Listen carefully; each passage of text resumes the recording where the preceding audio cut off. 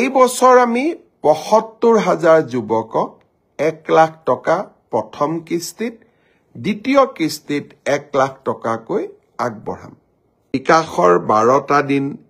এই সমগ্ৰ সময়ছোৱাত আমাৰ অসমৰ বিভিন্ন স্থানলৈ যোৱা মন্ত্ৰীসকলক বা ব্যক্তিগতভাৱে মোক আপোনালোকে যি মৰম সাদৰ দেখুৱালে তাৰ বাবে মই আপোনালোকক পুনৰ এবাৰ ধন্যবাদ জনাম। ২০২৫ চন ৰাজনৈতিক দৃষ্টিভংগীৰেও গুৰুত্বপূৰ্ণ হৈ থাকিব। বছৰটোৰ আৰম্ভণিতে পঞ্চায়তৰ নিৰ্বাচন, তাৰ পৰৱৰ্তী সময়ত স্বায়ত্তশাসিত পৰিষদসমূহৰ নিৰ্বাচন আৰু তাৰ পিছত বিটিআৰৰ নিৰ্বাচন। নৱবৰ্ষই নতুন সংকল্প কঢ়িয়াই আনে, নৱবৰ্ষই নতুন আনন্দ, নতুন উৎসাহ কঢ়িয়াই আনে। মই আশা কৰোঁ ২০২৫ চনৰ বৰ্ষটি অসমৰ বাবে এটা অতি উজ্জ্বলতম বৰ্ষ হওক আৰু আমাৰ সকলোৰে জীৱনলৈ সমৃদ্ধি আহক, প্ৰতিজনৰ জীৱন নতুন উৎসাহেৰে ভৰি পৰক আৰু সকলোৱে নিজৰ নিজৰ সংকল্পক সিদ্ধিলৈ ৰূপান্তৰ কৰক। যোৱা দিনকেইটা আমাৰ বাবে ব্যস্ততাৰে পৰিপূৰ্ণ আছিল। বিকাশৰ ১২ দিন আমি ১১ ডিচেম্বৰ তাৰিখে গুৱাহাটীত আৰম্ভ কৰিছিলোঁ আৰু এই ১২টা দিনত উচ্চতৰ মাধ্যমিকত সুখ্যাতিৰে উত্তীৰ্ণ হোৱা ছাত্ৰ ছাত্ৰীসকললৈ স্কুটি যোগান, উচ্চ মাধ্যমিক পৰীক্ষাত সুখ্যাতিৰে উত্তীৰ্ণ হোৱা ছাত্ৰসকললৈ আনন্দৰাম বৰুৱা বঁটা প্ৰদান, নৱমমান শ্ৰেণীৰ ছাত্ৰ ছাত্ৰীসকললৈ চাইকেল প্ৰদান, মাইক্ৰ' ফাইনেন্স লোনত ৫০,০০০ টকালৈকে যিসকলে ঋণ দিবলৈ বাকী আছিল তেওঁলোকলৈকে ন' ডিউজ চাৰ্টিফিকেট, তেওঁলোকৰ টকা আমি বেংকত উভতাই দিলোঁ। মহিলা মাতৃসকললৈ ন' ডিউজ চাৰ্টিফিকেট আৰু তাৰ লগে লগে যোৱা প্ৰলয়ংকৰী বানপানীত ক্ষতিগ্ৰস্ত হোৱা লোকসকললৈ কিছু হলেও আৰ্থিক সকাহ, এই গোটেইবোৰ কৰ্মযজ্ঞ বিকাশৰ ১২টা দিনত আমি সমাপন কৰিলোঁ। ইয়াৰ মাজতেই আমি প্ৰায় ২০ লাখ লোকলৈ ৰেচন কাৰ্ডো আগবঢ়াবলৈ সক্ষম হলোঁ। লোকসভা নিৰ্বাচনৰ পিছত অসমৰ সমূহ জিলালৈ যোৱাৰ মোৰ সৌভাগ্য হোৱা নাছিল। এই সুযোগতে নগাঁও, ডিব্ৰুগড়, লখিমপুৰ, যোৰহাট, গোলাঘাট এই গোটেইকেইখন জিলাত একোবাৰকৈ যোৱাৰ সুযোগ পালোঁ আৰু এই সময়ছোৱাৰ মাজতেই চামুগুৰিলৈও গৈ চামুগুৰিৰ ৰাইজক বিধানসভাৰ উপনিৰ্বাচনত বিজেপি দলক বিপুল ভোটত বিজয়ী কৰোৱাৰ বাবে ধন্যবাদ জনোৱাৰো সুযোগ ললোঁ। নতুন বছৰ অহাৰ সময়তে আমাৰ আটাইতকৈ চিন্তাৰ বিষয় হৈ পৰে ৰোড ট্ৰেফিক এক্সিডেণ্ট, অৰ্থাৎ যান-বাহন সম্পৰ্কীয় দুৰ্ঘটনা। এই যান-বাহনৰ দুৰ্ঘটনাই প্ৰতি বছৰে আমাৰ ৰাজ্যখনত প্ৰায় ৩,০০০তকৈও অধিক লোকক মৃত্যুৰ মুখলৈ লৈ যায়। যি কাৰণেই হওক, কাৰোবাৰ অসাৱধানতাৰ বাবে, হেলমেট নিপিন্ধাৰ বাবে, মদ খাই গাড়ী চলোৱাৰ বাবে বা আন বিভিন্ন কেতিয়াবা ৰাস্তা ঘাটত অসুবিধা থকা কাৰণে বিভিন্ন কাৰণত প্ৰতি বছৰে প্ৰায় ৩,০০০ লোকৰ দুৰ্ঘটনাত মৃত্যু হয়। চৰকাৰ গঠন কৰাৰ দিনৰ পৰা এই মৃত্যুৰ হাৰ কমাবলৈ আমি নিৰন্তৰ প্ৰয়াস কৰিছিলোঁ। এই বছৰটো আমাৰ বাবে এটা সফলতাৰ বছৰ আছিল। এই বছৰত আৰক্ষী, জিলা প্ৰশাসন, পৰিবহণ বিভাগ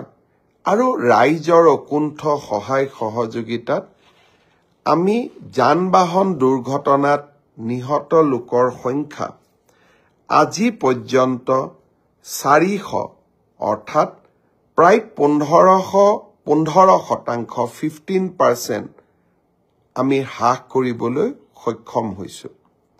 অৱশ্যে নলবাৰীৰ কেবিনেটত যান-বাহন আইন পালনৰ ক্ষেত্ৰত আমি কিছু শিথিল হোৱাৰ সিদ্ধান্ত লোৱা বাবে আমি 20% লক্ষ্যৰ পৰা আমি 15% লক্ষ্যলৈ আমি অৱনমিত হলো। তথাপিতো এটা বছৰত 400 জন লোকৰ জীৱন ৰক্ষা আৰু 15% মৃত্যুৰ হাৰ যান-বাহন দুৰ্ঘটনাত কমোৱাটো এটা আমাৰ সকলোৰে সামগ্ৰিক সফলতা বুলিয়ে আমি ক'ব লাগিব। এতিয়া মোৰ এটা বিশেষ অনুৰোধ। যোৱাকালি 25 ডিচেম্বৰৰ পৰা 15 জানুৱাৰীৰ ভিতৰত এই এটা মাহতে অসমত আটাইতকৈ বেছি যান-বাহনৰ দুৰ্ঘটনা হয় আৰু এই সময়ছোৱাতে অধিক লোকৰ মৃত্যু ঘটে। যোৱাবাৰ এই সময়ছোৱাতে গোলাঘাটত হোৱা অদ্ভুত বাছ দুৰ্ঘটনাত পিকনিক খাবলৈ যোৱা গাঁৱৰ লোকসকলে যি দুৰ্ঘটনাৰ সন্মুখীন হৈছিল, তাত আমি কেইবাজনো লোকক হেৰুৱাই পেলাইছিলোঁ। গাঁওখনলৈ যাওঁতে সঁচাকৈয়ে মন সেমেকি উঠিছিলে। বিধৱা মাতৃ, বিধৱা পত্নী, পুত্ৰক হেৰুওৱা মাতৃ আৰু নিজৰ পৰিয়ালজনক হেৰুওৱা পৰিয়ালবৰ্গৰ ক্ৰন্দনে আমাক সকলোকে সেমেকাই তুলিছিলে। পুৱতি নিশা পিকনিকলৈ যোৱা, ঘন ঘোৰ কুঁৱলীৰ মাজত গাড়ী চলোৱা, ড্ৰাইভাৰক মদ খাবলৈ সুবিধা দিয়া, এই গোটেইবিলাক দুৰ্ঘটনাৰ কাৰণ। আৰু 31 ডিচেম্বৰৰ নিশা মদ খাই গাড়ী চলোৱাৰ ফলতো বহু লোকে মৃত্যুৰ মুখত পৰিবলগীয়া হয়। অৱশ্যে যোৱা 3টা বছৰ মোৰ একান্ত অনুৰোধত ৰাইজৰ সহযোগত আমি নিজকে বহু বেছি নিয়ন্ত্ৰণ কৰিব পাৰিছো। এইবাৰো মই আশা কৰিম 31 ডিচেম্বৰৰ নিশাটো আমি যাতে কোনেও মদ খাই গাড়ী নচলাওঁ। আপোনালোকৰ সহযোগিতা আকৌ এবাৰ কামনা কৰিম। বহু লোকে মোক প্ৰশ্ন কৰি আছে যে মিউচুৱেল ট্ৰান্সফাৰৰ পৰ্টেলটো কেতিয়া খুলিব। মিউচুৱেল ট্ৰান্সফাৰৰ পৰ্টেল অহা 1 জানুৱাৰী তাৰিখৰ পৰা আমি মুকলি কৰিম। এই পৰ্টেলটো কেনেকৈ চলিব? বহুতে মোক সুধিছে যে আমি মিউচুৱেল কৰা মানুহক ক'ত কেনেকৈ বিচাৰি পাম। এই পৰ্টেলটোত আবেদন কৰাৰ পিছত একে বিভাগৰ একে পে স্কেলৰ কৰ্মচাৰীৰ মাজত আমি মিউচুৱেল ট্ৰান্সফাৰ কৰাৰ বাবে প্ৰচেষ্টা কৰিম। এই পৰ্টেলটো প্ৰায় 2 মাহ জুৰি খোলা থাকিব, 1 জানুৱাৰীৰ পৰা 28 ফেব্ৰুৱাৰীলৈ। এই সময়ছোৱাৰ ভিতৰতে আমি আবেদন কৰিম, আমি ভেৰিফিকেশ্যন কৰিম। তাৰ পিছত আমি আপোনালোকৰ আবেদনবোৰ পৰ্টেলত স্বয়ংক্ৰিয়ভাৱে মিউচুৱেল ট্ৰান্সফাৰৰ বাবে মুকলি কৰি দিম আৰু এটা কম্পিউটাৰ প্ৰণালীৰ মাজেৰে স্বচ্ছতাৰ মাজেৰে এই মিউচুৱেল ট্ৰান্সফাৰ হ'ব। আপোনালোকক সোধা যাব, আপোনালোকে সন্মতিৰ বাটনটো টিপাৰ লগে লগে মিউচুৱেল ট্ৰান্সফাৰৰ অৰ্ডাৰ নিজে নিজে কম্পিউটাৰৰ পৰা ওলাই আহিব। ই কেনেকৈ পৰিচালনা হয় যদি আপোনালোকৰ জানিবৰ কাৰণে আৰু অধিক ইচ্ছা আছে, সৰ্বশিক্ষা অভিযানত আগতে কাম কৰা বা বৰ্তমানে কাম কৰি থকা শিক্ষকসকলে এই পৰ্টেলটোৰ ওপৰত আপোনালোকক যথেষ্ট জ্ঞান দিব পাৰিব। অহা 1 জানুৱাৰী তাৰিখে এই পোৰ্টেলটো আমি আনুষ্ঠানিকভাৱে মুকলি কৰি দিম ইয়াৰ পিছত মোক হততে সোধা প্ৰশ্নটো হৈছে যে মুখ্যমন্ত্ৰীৰ আত্মনিৰ্ভৰ অসম অভিযানৰ দ্বিতীয় পৰ্যায়ৰ আবেদনৰ প্ৰক্ৰিয়া কেতিয়া আৰম্ভ হ'ব শ্ৰদ্ধা যুৱক যুৱতী বন্ধু বান্ধৱীসকল মুখ্যমন্ত্ৰীৰ আত্মনিৰ্ভৰ অসম আঁচনিৰ জৰিয়তে আমি যুৱক যুৱতীসকলক ব্যৱসায় কৰিবৰ বাবে উদ্যোগ কৰিবৰ বাবে 2 লাখ টকা আগবঢ়াও আৰু যিসকলে MBBS ইঞ্জিনিয়াৰিং পাছ কৰিছে তেওঁলোকক আমি 5 লাখ টকা আগবঢ়াও যোৱাবাৰ আমি 25,000 যুৱক যুৱতীক ইতিমধ্যে 1 লাখ টকাকৈ আগবঢ়াইছো আৰু তেওঁলোকৰ গোটেই ব্যৱসায় উদ্যোগ কেনেকৈ চলিছে তাক সৰজমিন ভাৱে তদন্ত কৰাৰ পিছত 2025 চনত তেওঁলোকক আমি আৰু 1 লাখ টকা দিবৰ বাবে চেষ্টা কৰিম এতিয়া হৈছে নতুনকৈ আবেদন কৰা ইতিমধ্যে 1,54,000 যুৱক যুৱতীয়ে নতুনকৈ এই আত্মনিৰ্ভৰ অভিযানৰ বাবে আবেদন কৰিছে এই বছৰ আমি ৭৫,000 যুৱকক 1 লাখ টকা প্ৰথম কিস্তিত দ্বিতীয় কিস্তিত 1 লাখ টকাকৈ আগবঢ়াম ইতিমধ্যে যি 1,54,000 যুৱক যুৱতীয়ে পঞ্জীয়ন সমাপ্ত কৰিলে এতিয়া তেওঁলোকৰ বাবে আবেদনৰ সময় আৰু তেওঁলোকে অহা 1 জানুৱাৰীৰ পৰা আবেদন কৰাৰ সুবিধা পাব 1 তাৰিখে অহা 1 জানুৱাৰী তাৰিখে আমি এই আবেদনৰ পোৰ্টেলটো মুকলি কৰি দিম মিউচুৱেল ট্ৰান্সফাৰৰ পোৰ্টেলো মুকলি হ'ব আৰু সমান্তৰালভাৱে মুখ্যমন্ত্ৰীৰ আত্মনিৰ্ভৰ অভিযানৰ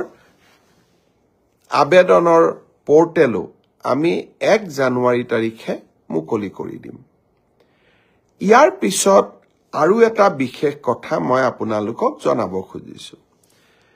লখিমপুৰৰ কেবিনেটত আমি এটা বিশেষ ঘোষণা কৰিছিলো যে ষ্টেট বেংক অফ ইণ্ডিয়া আৰু অসম চৰকাৰৰ মাজত আমি এখন বুজাবুজিৰ চুক্তি স্বাক্ষৰ কৰিম যাৰ জৰিয়তে কোনোবা চৰকাৰী কৰ্মচাৰীয়ে কৰ্মৰত অৱস্থাত যদি মৃত্যুমুখত পৰে তেওঁলোকে 5 লাখ টকাৰ পৰা 10 লাখ টকা তেওঁলোকৰ পৰিয়ালে অতিৰিক্ত লাইফ ইন্সুৰেন্স পাব চৰকাৰৰ পৰা পোৱা সহায়ৰ উপৰিও দুৰ্ঘটনাজনিত কাৰণত মৃত্যু হলে 1 কোটি টকা পৰিয়ালটোৱে পাব আৰু যদি দুৰ্ঘটনাত পাৰ্মানেন্ট ডিজেবল হয় তেতিয়াও তেওঁলোকে 70 লাখ টকা তেওঁলোকে পৰিয়ালটোৱে লাভ কৰিব লখিমপুৰৰ কেবিনেট সিদ্ধান্ত হোৱাৰ পিছত আমি বেংকসমূহৰ লগত নিৰন্তৰভাৱে আলোচনা কৰিম অহা 1 তাৰিখে 1 জানুৱাৰী তাৰিখে নতুন বছৰৰ আৰম্ভণিতে state bank of India union bank of India আৰু আন কেইবাটাও বেংক য'ত নেকি আমাৰ চৰকাৰী কৰ্মচাৰীসকলে দৰমহাৰ লেনদেন কৰে তেওঁলোকৰ লগত আমি বুজাবুজিৰ চুক্তি স্বাক্ষৰ কৰিম অৰ্থাৎ 1 তাৰিখৰ পৰাই এই কেবিনেট সিদ্ধান্ত কাৰ্যকৰী হ'ব শ্ৰদ্ধাৰ অসমবাসী ৰাইজ মুখ্যমন্ত্ৰীৰ আত্মনিৰ্ভৰ অভিযান কৰ্মচাৰীসকললৈ জীৱন সুৰক্ষা আৰু মিউচুৱেল ট্ৰান্সফাৰ প্ৰতিটো প্ৰতিশ্ৰুতিকে বাস্তৱত ৰূপায়ণ কৰিবৰ বাবে আমি প্ৰতিটো মুহূৰ্তই কাম কৰোঁ আৰু এই কামবিলাক সম্পূৰ্ণ হোৱাৰ লগে লগে এই কৰ্মযজ্ঞৰ ফচলসমূহ আপোনালোকৰ বাবে লৈ আহোঁ অহা 1 জানুৱাৰী দিনটোত এনে 3টা কৰ্মযজ্ঞৰ ফচল আপোনালোকৰ ওচৰলৈ মই লৈ আহিবলৈ চেষ্টা কৰিম শ্ৰদ্ধাৰ ৰাইজ অহা 31 ডিচেম্বৰত মিছন বসুন্ধৰাৰ আবেদনৰ সময় শেষ হ'ব এইবাৰ মিছন বসুন্ধৰাত আমি চেষ্টা কৰিছো যাতে অসমৰ শিক্ষানুষ্ঠানসমূহ ক্লাবসমূহ সাংস্কৃতিক অনুষ্ঠানসমূহ আমাৰ মন্দিৰসমূহ নামঘৰসমূহ এওঁলোকে যাতে য'ত আমাৰ এই অনুষ্ঠানবোৰ আছে এই মাটিবোৰ যাতে আমি ম্যাদী পট্টা কৰি ল'ব পাৰো তাৰ কাৰণে আমি কেবিনেটত সিদ্ধান্ত লৈছিলো যে লগে লগে পঞ্জীয়ন নম্বৰটো নালাগে যেতিয়ালৈকে আমি মিছন বসুন্ধৰা শেষ কৰিম অৰ্থাৎ আবলটনৰ বাবে আমি সাজু হম য'ত নেকি প্ৰায় ৮-৯ মাহ সময় লাগিব এই সময়ছোৱাৰ ভিতৰতে পঞ্জীয়ন নম্বৰটো সংগ্ৰহ কৰিলেও হ'ব আৰু পঞ্জীয়ন ল'বৰ বাবেও আমি চাৰ্টাৰ্ড একাউণ্টেণ্ট আদিৰ যি আগতে অডিট ৰিপৰ্ট লাগিছিল তাকো আমি বৰ্তমান সেই ব্যৱস্থাও আমি স্থগিত কৰিছো এটা পঞ্জীয়ন লাভ কৰাৰ নিয়ম আমি সহজলব্ধ কৰিছো আৰু পঞ্জীয়ন পিছত কৰিলেও আবেদন কৰাৰ ৰাস্তাও আমি খুলি দিছো মই সামাজিক অনুষ্ঠানসমূহক এইবাৰ মিছন বসুন্ধৰাত অহা 31 ডিসেম্বৰৰ আগতে আবেদন কৰিবলৈ পুনৰ এবাৰ আহ্বান জনাম আৰু এই প্ৰচেষ্টাত সহায় কৰিবৰ বাবে আমাৰ মন্ত্ৰী বিধায়ক আৰু আমাৰ জনপ্ৰতিনিধি বা সমাজ সেৱিক যিসকল ৰাইজৰ লগত কাম কৰে তেওঁলোককো মই এই ক্ষেত্ৰত আমাৰ সামাজিক অনুষ্ঠানসমূহক প্ৰেৰণা যোগাবৰ বাবে আহ্বান জনাম অহা 1 জানুৱাৰী তাৰিখে আৰু আমি কেইবাটাও নতুন আঁচনি হাতত লোৱাৰ বাবে চেষ্টা কৰিম কিন্তু আটাইতকৈ গুৰুত্বপূৰ্ণ 1 জানুৱাৰী তাৰিখে আমি যি নতুন কাম আৰম্ভ কৰিম তাৰ ভিতৰত মই কেইটামান ঘোষণা কৰিবলৈ চেষ্টা কৰিম যে কেনেকৈ অহা বছৰটো আমাৰ চৰকাৰে কিতাপৰ বৰ্ষ হিচাপে পালন কৰিব অহা কালিৰ পৰা গুৱাহাটীত অসম প্ৰকাশন পৰিষদ আৰু পুস্তক বিক্ৰেতা সংস্থাৰ যৌথ উদ্যোগত প্ৰথমবাৰৰ বাবে খানাপাৰা খেলপথাৰত গ্ৰন্থমেলা অনুষ্ঠিত হ'ব চানমাৰী ইঞ্জিনিয়াৰিং ইনষ্টিটিউট খেলপথাৰৰ পৰা আহল বহলকৈ যাতে গ্ৰন্থমেলা অনুষ্ঠিত কৰিব পাৰি সেইবাবে এইবাৰ আমি গ্ৰন্থমেলা খানাপাৰাৰ ভেটেনাৰী খেলপথাৰত অনুষ্ঠিত কৰিম কিতাপৰ বৰ্ষটো 1 জানুৱাৰীৰ পৰা আৰম্ভ হ'ব কিন্তু মই আহ্বান কৰিম প্ৰতিগৰাকী গ্ৰন্থপ্ৰেমী ৰাইজক যেন আমি সকলোৱে এইবাৰ গ্ৰন্থমেলালৈ যাম আৰু যিবোৰ অঞ্চলত গ্ৰন্থমেলা অনুষ্ঠিত নহয় সেইবোৰ অঞ্চলত কিতাপৰ দোকানলৈ গৈ আমি যাতে কিতাপ কিনাৰ অভ্যাস আৰম্ভ কৰোঁ গ্ৰন্থই এটা জাতিৰ সভ্যতাক পৰিচয় দিয়ে আৰু ভাল গ্ৰন্থই মানুহৰ জীৱন সলনি কৰে মই আশা কৰোঁ সকলোৱে যেন এইবাৰ গ্ৰন্থ মেলাটো অংশগ্ৰহণ কৰে আৰু কিতাপৰ বৰ্ষ পালন কৰাটো চৰকাৰক যাতে সহযোগিতা আগবঢ়ায় মই লেখকসকলকো অনুৰোধ কৰিম যে আশাৰ কথা লিখিবৰ বাবে আমি চেষ্টা কৰিব লাগে হতাশা নিৰাশা বিপ্লৱ এইবিলাক লেখনিয়ে পাঠক সমাজক কৰবাৰ পৰা নহয় কৰবাৰ পৰা কিতাপৰ পৰা আঁতৰাই লৈ যায় ইয়াৰ পৰিৱৰ্তে আমাৰ গৌৰৱময় অতীত আমাৰ চাৰিওফালে থকা সমাজৰ বিভিন্ন ঘটনা আৰু ভৱিষ্যতৰ আশাৰ ভাৰত আশাৰ সপোন এইবিলাক কথাৰ ওপৰত যেতিয়া আমি গ্ৰন্থ ৰচনা কৰিম মই ভাবো এই গ্ৰন্থই পাঠকসকলক অত্যন্ত উৎসাহিত কৰে মই লিখা গোটেই কেইখন গ্ৰন্থই কৰবাত নহয় কৰবাত আশাক প্ৰতিনিধিত্ব যাতে কৰে তাৰ বাবে মই চেষ্টা কৰিছিলো আৰু সমাগত সময়েৰে আৰম্ভ কৰা মোৰ প্ৰতি কেইখন গ্ৰন্থ জনতাই যি ধৰণে আকোৱালি লৈছিলে তাৰ পৰা মই কৰবাত নহয় কৰবাত আশ্বস্ত হওঁ যে ৰাইজে আশাৰ কথা শুনিব খোজে ৰাইজে আমাৰ গৌৰৱময় অতীতৰ বিষয়ে জানিব খুব বিচাৰে ধ্ৰুপদী অসমীয়া ভাষা হ'ল বহুত ল'ৰা ছোৱালীয়ে জানিব খোজে ভাস্কৰ বৰ্মা কোন আছিল সম্ৰাট পিথু কোন আছিল কানাই বৰশী শিলৰ লগত পিথুৰ সম্পৰ্ক আমি বহুতেই নাজানো ভাস্কৰ বৰ্মাৰ ৰাজত্বৰ সময়তে হিউৱেন চাং অসমলৈ আহিছিল আৰু তাৰ পৰাই ধ্ৰুপদী অসমীয়াৰ যাত্ৰা আৰম্ভ হৈছিল চুকাফা লাচিত সতী সাধনী সতী ৰাধিকা এই সমগ্ৰ জীৱন প্ৰক্ৰিয়াৰ উপৰিও ভাৰতৰ প্ৰেক্ষাপটতো আমি আমাৰ গৌৰৱময় অতীতসমূহৰ বিষয়ে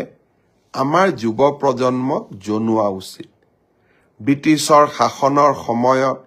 কেনেদৰে ঝান্সী ৰাণী লক্ষ্মীবাইৰ পৰা আৰম্ভ কৰি মণিৰাম দেৱানলৈ আমি কেনেকৈ সংগ্ৰাম কৰিছিলো আৰু সমগ্ৰ ভাৰততে এনে মহান নায়কসমূহৰ জীৱন কথা লুকাই আছে মই ভাবো যে আমাৰ গ্ৰন্থ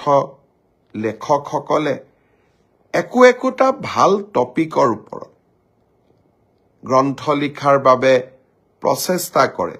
আৰু যি টপিকে যুৱ প্ৰজন্মক আকৌ কিতাপৰ প্ৰতি আকৰ্ষণ কৰে মই কাকো পৰামৰ্শ দিয়া নাই উপন্যাসৰ থিম কি হ'ব গল্পৰ থিম কি হ'ব আপোনালোকে নিৰ্বাচন কৰক কিন্তু যুৱ প্ৰজন্ম যাতে গ্ৰন্থৰ প্ৰতি আগ্ৰহীত হয় তেনেকুৱা ধৰণৰ কথা বতৰা আমি যাতে কিতাপৰ জৰিয়তে লিখিবৰ বাবে চেষ্টা কৰোঁ এই বছৰটোত গ্ৰন্থক আকৌ এবাৰ উৎসাহিত কৰাৰ বাবে আমি সকলো ধৰণৰ প্ৰচেষ্টা কৰিম বিকাশৰ 12 দিনত অসমৰ বিভিন্ন জিলালৈ যাওঁতে মোক বহুত ল'ৰা ছোৱালীয়ে প্ৰশ্ন কৰিছে যে পুলিচৰ ফিজিক্যাল ফিটনেস আমি পাস কৰিলো এতিয়া লিখিত পৰীক্ষা কেতিয়া হ'ব ফেব্ৰুৱাৰী মাহৰ ভিতৰত এই লিখিত পৰীক্ষা সমাপন কৰাৰ বাবে আমি প্ৰচেষ্টা কৰিম বহুত ল'ৰা ছোৱালীয়ে সুধিছে যে মামা এডিআৰই ৰিজাল্ট কেতিয়া দিব এডিআৰই ৰিজাল্টটো আমি তৃতীয় আৰু চতুৰ্থ বৰ্গৰ আটাইকেইটা পৰীক্ষাৰ ৰিজাল্ট আমি ফেব্ৰুৱাৰী মাহৰ শেষৰ ফালে বা মাৰ্চ মাহৰ প্ৰথম সপ্তাহতে দিবৰ বাবে আমি চেষ্টা কৰিম ইতিমধ্যে এই গোটেই প্ৰচেষ্টাবোৰ আৰম্ভ হৈছে আৰু আমাৰ প্ৰচেষ্টা হ'ব যে নিৰ্ধাৰিত সময়ত এইবাৰ আমি প্ৰতিশ্ৰুতি দিয়া অনুসৰি 30,000 নিযুক্তি আমি যাতে সমাপন কৰিব পাৰো প্ৰাদেশিকৰণৰ ওপৰতো আমাৰ সমাজত বহুত চিন্তা চৰ্চা হৈ থাকে অলপতে গুৱাহাটী উচ্চ ন্যায়ালয়ে প্ৰাদেশিকৰণৰ ব্যৱস্থাটোৰ ওপৰত এটা গুৰুত্বপূৰ্ণ ৰায় প্ৰদান কৰিছে আমি সেই ৰায় অধ্যয়ন কৰি আছো আৰু তাৰ পিছতেই প্ৰাদেশিকৰণৰ ওপৰতো আপোনালোকক মই কিছু কথা ক'বৰ বাবে যত্ন কৰিম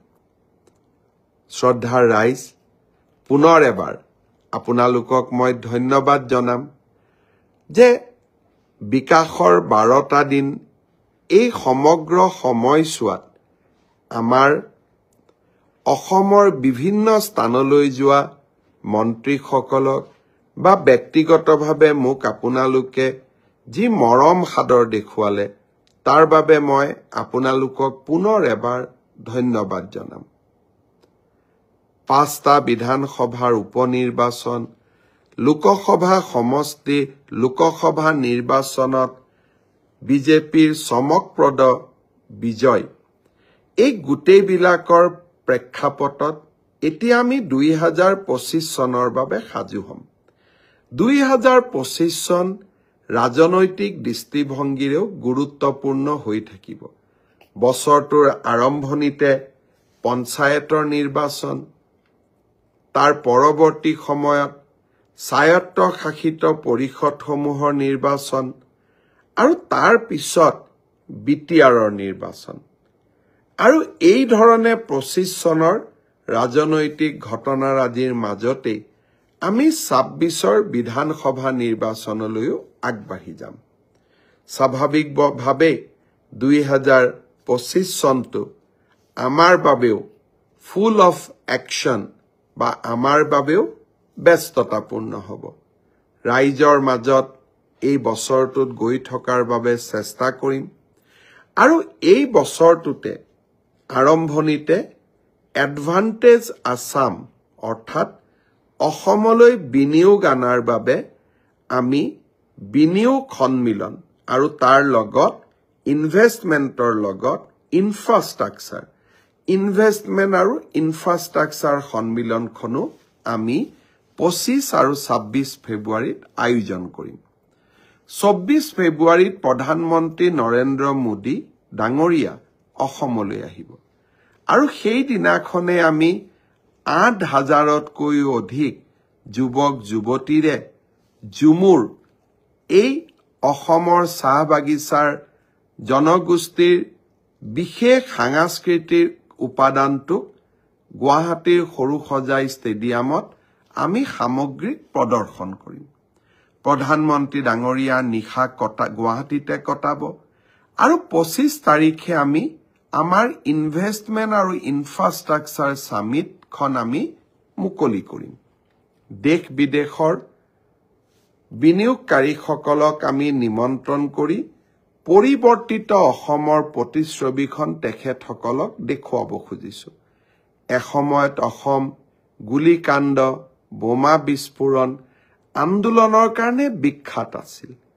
আজি এখন পৰিৱৰ্তিত অসম আমি সকলোৱে দেখা পাইছো যোৱা 25টা বছৰৰ অস্থিৰতা ক'ব গ'লে তমসাই আৱৰি ৰখা অসম এখনক আমি এক নতুন দিগন্তলৈ লৈ যোৱাৰ প্ৰচেষ্টা কৰিছো সকলোৰে মাজত মিলা প্ৰীতিয়ে আজি এখন নতুন অসমৰ কৰবাত নহয় কৰবাত প্ৰতিচ্ছবি আমাৰ ওচৰলৈ লৈ আহিছে কেইদিনমান আগতে এখন মই সভাত কৈছিলো অন্ধকাৰক প্ৰতিদিনে প্ৰতিনিধিত্ব কৰে আৰু নতুন অসমক সেমি কণ্ডাক্টৰে প্ৰতিনিধিত্ব কৰে প্ৰতিদিন যুগৰ পৰা সেমি কণ্ডাক্টৰ যুগলৈ এই 25টা বছৰৰ পৰিৱৰ্তনক আমি ইনভেষ্টমেন্ট ইনফ্ৰাষ্ট্ৰাকচাৰ সামিটৰ সময়ত আমি জনতাক আৰু বিনিয়োগকাৰীসকলক দুইটাকে দেখুৱাব বিচাৰিছো আৰু জানুৱাৰী মাহত ময়ো মনতে থিৰাং কৰিছো যে বিনিয়োগকাৰীসকলক আকৌ এবাৰ নিজে লগ কৰি অসমলৈ বিনিয়োগৰ বাবে আহ্বান জনাম আপোনালোকৰ পৰাও সহযোগিতা বিচাৰিছো পুনৰ এবাৰ নতুন বছৰৰ শুভেচ্ছা জনালো বহু কেইজনে মোক প্ৰশ্ন সুধি আছে আমাৰ হাই স্কুল কন্ট্ৰাকচুৱেল টিচাৰৰ এপইন্টমেন্ট কেতিয়া দিব কোনোবাই সুধি আছে আশা কৰ্মীৰ বিষয়ে দুআষাৰ কক কোনোবাই কৈ আছে অংগনবাদীৰ বিষয়ে দুআষাৰ কক সকলো কথা এদিনতে আমি নুশুনো সকলো কথা লাহে লাহে পৰ্যায়ক্ৰমে আমি শুনি যাম আৰু আমি কৰি যাম মাত্ৰ আপোনালোকে আমাক আশীৰ্বাদ দিয়ক কাৰণ এজন মানুহে কাম কৰিম বুলি কলেও কৰিব নোৱাৰে সম্পদ লাগিব আৰু জনতাৰ আশীৰ্বাদ লাগিব আপোনালোকে মোক আশীৰ্বাদ কৰক শান্তিৰ অসমত সম্পদো আহৰণ কৰিব পাৰিম আৰু জনতাৰ সমস্যাসমূহ সমাধানো কৰিব পাৰিম পুনৰ এবাৰ আপোনালোকৰ পৰা বিদায় মাগিছো নতুন বছৰত মাঘ বিহুৰ আগতে আকৌ এবাৰ আপোনালোকৰ ওচৰলৈ ফেচবুক লাইভৰ জৰিয়তে আহিম আজি ইমানতে সামৰিছো সকলোকে নতুন বছৰৰ অলেখ শুভকামনা জনাইছো অলেখ শুভকামনা প্ৰতিজনৰ সংকল্প সিদ্ধিত পৰিণত হওক প্ৰতিজনৰে সপোন বাস্তৱত পৰিণত হওক অসমখন আকৌ এবাৰ উজ্বলি উঠক আমাৰ সপোন আৰু আমাৰ সপোনে বাস্তৱত ৰূপ লোৱাৰ লগে লগে ৰাজ্যখনলৈ যাতে সমৃদ্ধি আহে প্ৰতিজনৰ জীৱনলৈ সুখ আৰু সমৃদ্ধি আহে আকৌ এবাৰ সকলোৰে হৈ নেদেখা জনৰ ওচৰত এটা শান্তি সমৃদ্ধিৰ নতুন বছৰ কামনা কৰি ফেচবুক লাইভ সামৰিলো বহুত বহুত ধন্যবাদ জয় হিন্দ বন্দে মাতৰম